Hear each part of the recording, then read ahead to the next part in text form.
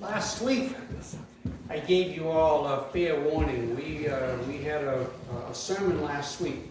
It was entitled something like Protecting Babies, Nurturing Moms, or something like that. And I gave you fair warning that Lifehouse Ministries was showing up today. And they did show up. I want to, some of them, I'm not sure who yet is coming up to speak to you this morning and share with you some ministry moments, we'll call them, regarding Lifehouse Ministries in the Charlene M. Chapman House on the Greenwood Road and Greenwood Mountain Road in Hebron.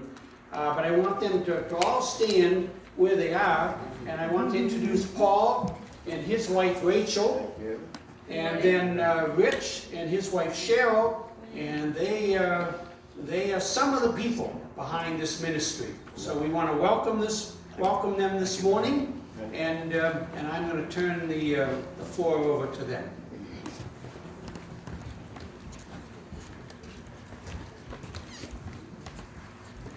Good morning, family. Good morning. You are a privilege to have Pastor Jeff here, by the way. It's been an honor to get to know you, Pastor Jeff. And what I like about Pastor Jeff is that he sees the community and he owns the community, right? We all know that this church here in Oxford, Maine is not here by accident, right? You are all called here. You know, we all made decisions in life that got us to where we are at. In my case, I'm in Lewiston, and like I sometimes question, why am I in Lewiston? Well, the Lord has something called for me in Lewiston, apparently, right? So this church is not here by accident.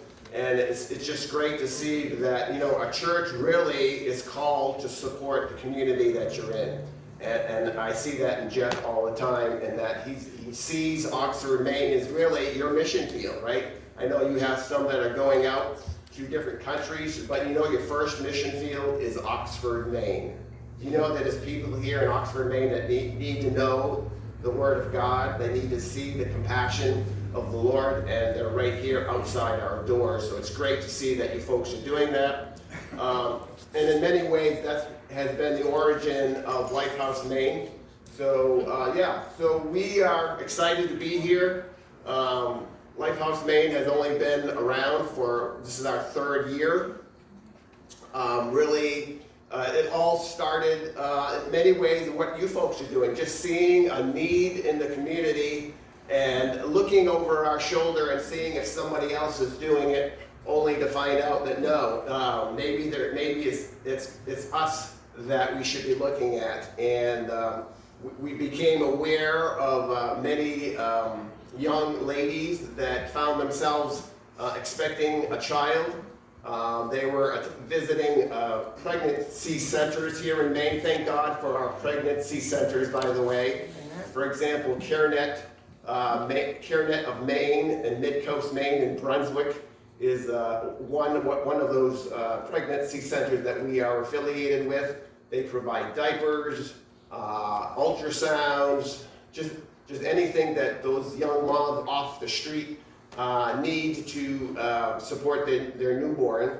And we became aware that many of these young ladies were visiting CareNet to get those diapers, right? But only to find out that they were sleeping in the street or even in their cars, right? And so that really touched our heart. Cheryl here, the vice president of our board, is going to share a little bit about her experiences. But yeah, we were just touched by the fact that what more can we do, right? Can we look to Big Brother and Uncle Sam, our beloved state government and federal government, to take care of the widows and orphans of our community, or is it in fact our job as the church? And so we set out on this adventure 3 years ago to see if in fact we could provide that safe place for a mom to sleep at night and to have her child. And guess what? The Lord has been faithful. We know that the importance of family and marriage are the bedrocks of community, aren't they? And we see the enemy's tactic, don't we? Right? The enemy knows that if he can decimate the family, marriage as we know it, that he's got his foot in our communities. Guess what? We're not going to let him do that, right? We're going to promote and create a place of healthy families. And so that's what we're doing. So you know that if you look on a geographic map here, right? We have Maine right up here in the north corner of the U.S. Over the years, you know that Maine has been a vital state and location in many of the decisions that affected this country. And we really believe that Maine will continue to be that lighthouse, or in our case, that life house. So again, I just wanted to speak to the importance of the geographic location of Maine and how we really have the ability to impact the nation. So let me introduce you to Cheryl Carlson. Cheryl's going to tell us a little bit about what we're doing at the Charlene M. Chapman House and how we're already starting to impact our community. Thanks, Paul. Good morning. I really like what Paul said about Maine being the first, that place in the nation that starts it. We're the first place to see the sunrise. That's right. Right here in Maine, top of Cadillac Mountain, Acadia. That's the first place in the U.S. that the sun hits. That says something geographically, but I am absolutely certain that says something spiritually. So the things we start here will continue. It's the start of a new day. I have 5 children of my own. I have 6 grandchildren. Keeps me very busy. But my passion for children is who I am. I've been doing children since I was 10. But my passion for children translates to the passion of the parents. You gotta love the parents. The government, the people fighting against saving children is, you don't care for the moms. Yes, I care for the moms. If you don't care for the moms, the dads, you're not gonna have children raised knowing they're loved, knowing that they have a creator that loves them and created them on purpose, for a purpose. We need every one of these children because all of us, our days are numbered. We need that next generation. We need that generation after that for the army of God. My experience with Lifehouse for me started at 16. I didn't know the love of God individually. I grew up in the church. I knew all the songs. I knew it all. I loved Jesus. But I didn't have that personal, individual, he's got something for me. So I sought it elsewhere. And soon I was expecting a precious little boy. But it was a really scary time. There was a lot of shame involved. There was a lot of uncertainty. Where would I go? Could I go home? I didn't think I could. Fortunately, my parents were much more gracious than I expected them to be. No, of course you can come home. I chose to marry at 2 weeks after I turned 17. Not maybe my best choice, but it was part of my journey.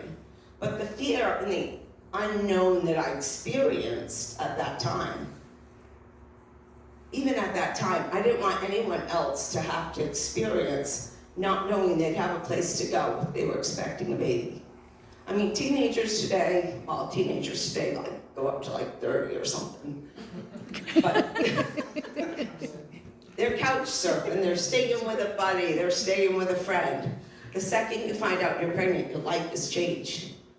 Because you can't sleep on someone's couch when you're expecting a baby. Especially when you get near the end, because they're like, oh, we can't do all that at my house. And that house probably isn't a real safe place for that baby to be either. And hence the need for Lifehouse. Even at that time, in my senior year, I joined a committee to help the school with some other places helped form a team that was gonna put a daycare within the school. So pregnant moms could stay in the school. There was a need. And so I was like, okay, find a need. There's a need, let's fix it. And join that. And for years, I've wanted to make a home, have a home. I thought it would be when my children moved out, that then we would just take people in. Well, we've taken people in our entire marriage. I've had people after people. But then I joined with other people with the same mind, with the same heart. The director of CareNet Mean had come to our church and shared with us, and she said, we need a home in this area. And everyone turned around to me because they all knew this was my dream for years, but we were, how do I make it happen? God, why the vision and not the provision? I didn't know at that time that it wasn't going to be just me doing it. And I'm so thankful now that it's not just me doing it, because the 36 years to get here has been that click, click, click up the roller coaster. And then like the past 3 years preparing Lifehouse has been sitting at the top waiting for the drop. And then between July hit and we got our first mom. And it's been hold on, buckle up, buttercup, because the roller coaster started. And it's amazing, and it's fun, and it's dynamic, and there's just something about knowing that you are directly where you're supposed to be. Even if it's a ton of work, you know you're directly where God has placed you for a purpose. We got our first resident the end of July, and we got our first baby on Monday,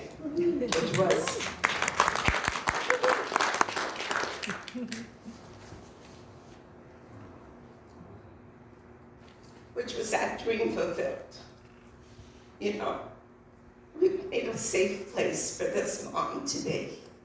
She doesn't have to worry what's going on. She's got food to eat. She's got clothes. She's got supplies for her baby. Like us, our mothers are welcome to stick to their child's first birthday if they choose. We have curriculum for classes, for parenting classes, financing classes, if they need to continue school. And a lot of this is partnered through CareNet of Maine that we will do these classes with.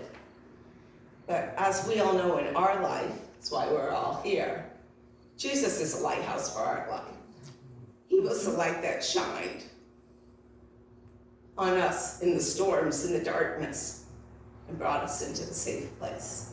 So having Lifehouse, we hope to be able to shine out into each of those storms and guide these women, guide these girls, whether they're 15, whether they're 44.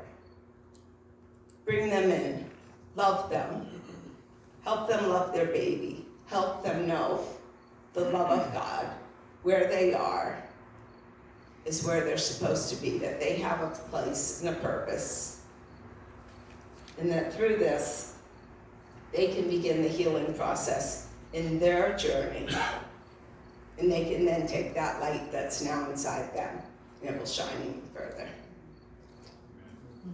Amen. Thank you, Cheryl.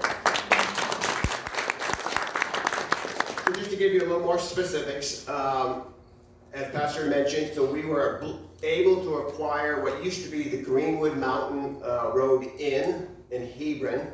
It's a 10-bedroom bed and breakfast farmhouse. If you haven't been on Greenwood Mountain Road, please come by and visit us. We have a little picture book in the lobby. We also have a place that you'd like to sign up and volunteer with us. We'd love to get to meet you and give you a tour of the house. Yeah, we were believing for maybe an old apartment on Oak Street in Lewiston. No. If you haven't been to Oak Street in Lewiston, maybe you don't want to go. But the Lord has blessed us beyond a measure. You know, the Lord's vision is always bigger than ours, by the way, right? So when we believe that God's calling us to this, He's more likely calling us to this. Yeah. So yeah, we're blessed to have acquired a 10-bedroom bed and breakfast in Hebron. As Cheryl was saying, we have our first mom there. And what's neat to see is that the town of Hebron. Anybody from Hebron, by the way? Anybody here? Anybody know anybody from Hebron? Hebron is a great community, by the way, and if you actually, Hebron is actually used in the Bible. I believe it actually means place of hope. The community of Hebron have come out and welcomed us into the town of Hebron. There's like people that are just coming by. They're like, what's going on with the old bed and breakfast? And they just pull into our driveway and we give them our vision and they bring us cakes and they come work on our flower gardens and they're like, oh, we love this place. And it's just a great example of that. Sometimes it just takes you and me to get something started and just watch the community come and join you in what you're doing. And we really believe that's what's happening. I mean, Cheryl and I, my wife and Rich, you know, we're not experts. We've never done this before. We learned how to launch a nonprofit, buy a $500,000 home, and staff it with people by reading a book out of a library. So if I can do it, you folks can do it. You know what qualifies you to serve in a nonprofit and to do the work of the Lord? Any grandmothers here? Any moms here? Anybody have a brother or a sister? Anybody ever held a baby, changed a diaper? You are qualified, right? You are qualified. Let me dispel one other lie of the enemy, right? To advocate for life and families and communities is not a politician, right? Some people, if I just be saying that word right now, many of you are like, don't say that word, politician, right?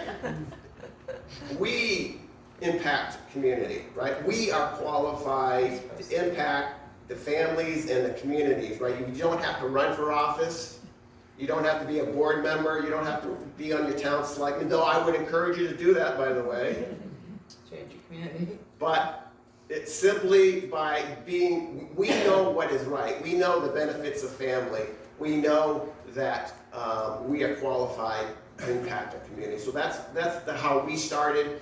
A couple ways you can help us, right? So we have an ongoing home campaign. If you'd like to donate financially, we are building an army of volunteers, I like to call it. Any of this strikes your fancy of social media, grounds and maintenance, any parents and mentors out there we could use, grant writing, tradesmen and handyman, or administrators, all those areas. If you feel like you'd like to contribute and impact the Lifehouse Maine, we would love to have you. Again, we have a volunteer sheet out back there as well. Maybe sponsor a mom, right? Maybe you feel like, I can't come to your location, but I'd like to connect with one of your moms and just write her letters, call her, and meet her needs in that way. So lots of different ways that we would love for you to join us. Again, Pastor Jeff has been instrumental in connecting us with this community. Right, Hebron is just 10 minutes from here, 15 minutes from here. It's really part of the Oxford County area, so we'd love for you to be a part of what we're doing, and we thank you for this time.